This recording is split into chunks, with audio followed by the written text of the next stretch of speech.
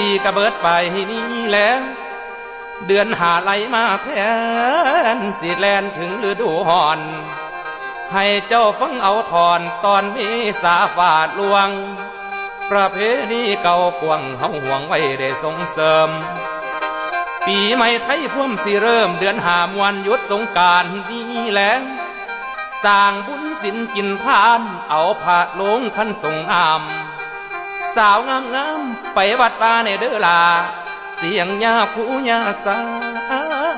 ตีกองโฮมได้ยินบ่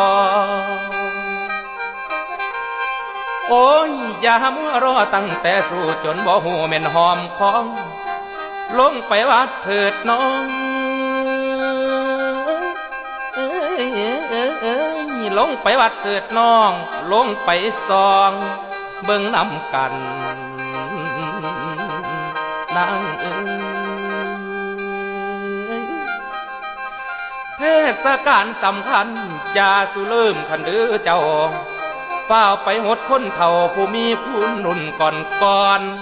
ไปให้ขอพรลดน้ำย่อมือขึ้นยกใส่ห่วง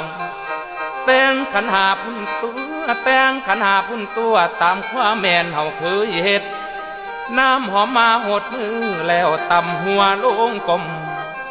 บอนได้เข้มคำสมคมมโนนาใครผิดพลาดไปลบล้างทางให้นั่นบ่ยัง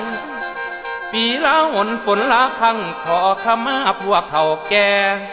แสดงความหักแท้ให้มันแน่นแกนกระใจสามัคคีนั้นบอกไว้เป็นเรื่องใหญ่ให้ควรจำนี้แหละทางโบราณกันพาทำขันทองเขียวบอกควรเล่นอันว่าการละเล่นย้ำสงกรานต์ให้คือเก่าโอ้ยย่างตามห้อยผู้เฒ่าเฮาบ่หูให้เพิ่นสอนเว้ากันย่างหลอนอยากได้ตอนในทำเอานี้แหละคันแม่นเฮาบ่สนใจต่อไปสิหายจอยเดี๋ยวนี้ยังเหลือหน่อยกำลังถอยนี้เข่าเล่าฮีดแต่เก่าของแต่กี่เดี๋ยวนี้สิเสื่อมขาย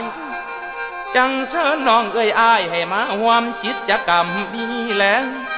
กุศลผลบุญธรรมสิแลนนำไปพายซอยอายุยืนถึง100พอสอได้กระสอบผ่านพอเอ้ยพอบุญสงกรานต์ในมือนี้มาหดน้ำ